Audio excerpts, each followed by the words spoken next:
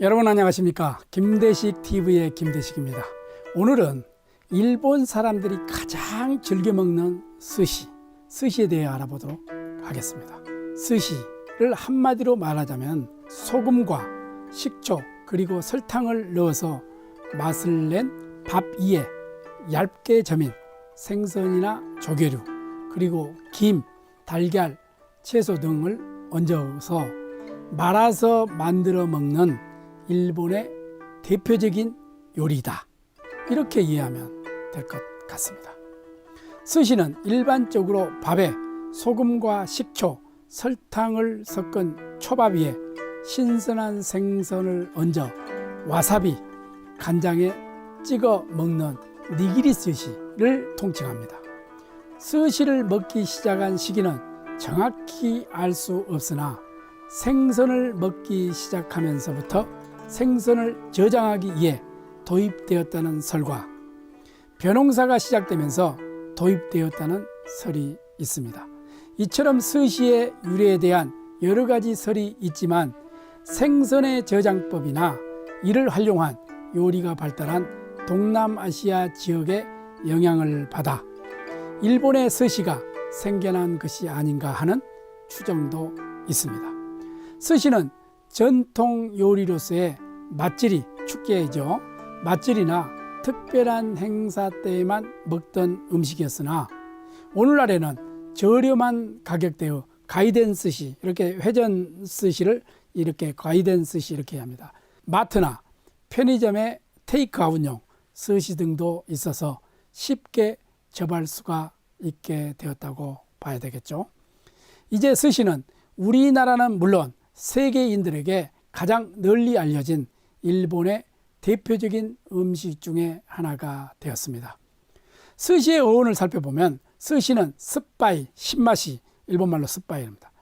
그 의미하는 형용사 스시에서 유래되었다는 설이 있으며 시대가 변함에 따라 스시를 나타내는 여러 가지 한자 가운데 수사라는 한자가 사용되게 되었습니다.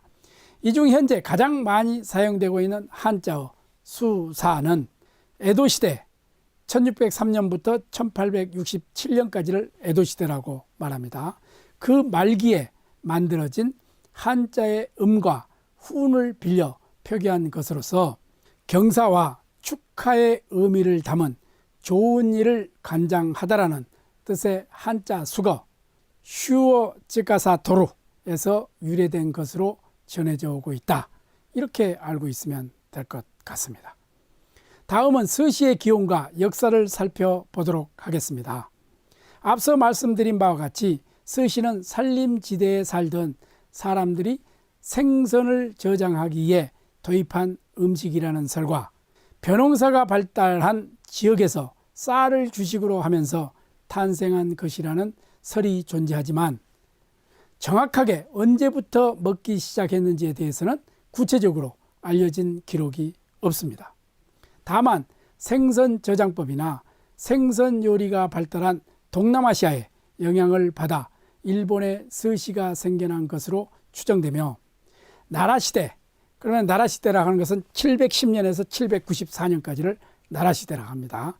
스시의 원형이 존재했던 것으로 보인다는 정도로만 알려져 있습니다. 나라시대의 스시는 오늘날의 스시 형태인 니기리 스시, 이 주먹밥 이런 것이 아니었습니다. 당시의 스시는 소금에 절인 생선 사이에 밥을 넣어 무거운 돌로 눌러 두었다가 먹은 일종의 절임류 음식인 나레즈시였습니다. 절인 생선과 밥을 돌로 눌러 두는 동안 유산 발효가 진행되어 저장성이 높아지게 되므로 저장 시설이 발달하지 않았던 시대에 오랫동안 보관해서 먹는 방식이었습니다. 나레즈시는 지금까지도 시가연의 향토 요리로 남아있으며 대표적인 예로 후나즈시, 그게 후나즈시의 붕어 스시가 있습니다.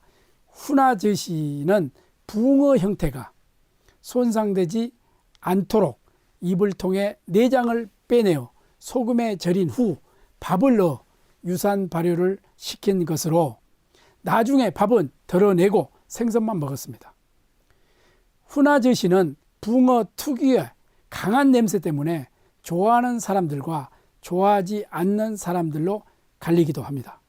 그리고 가마쿠라 시대는 1185년부터 1333년을 카마쿠라 시대라고 이렇게 이야기하고 있죠. 그 카마쿠라 시대로부터 무로마치 시대 1336년부터 1573년을 일본에서는 무로마치 시대 이렇게 이야기합니다. 그 무로마치 시대에 걸쳐서 나마나레라는 스시를 먹었습니다. 삭은 밥은 버리고 생선만 먹는 나레즈시와 달리 나마나레는 발효 후에도 밥알의 형태가 그대로 유지되어 있어서 생선과 밥을 함께 먹을 수 있었습니다.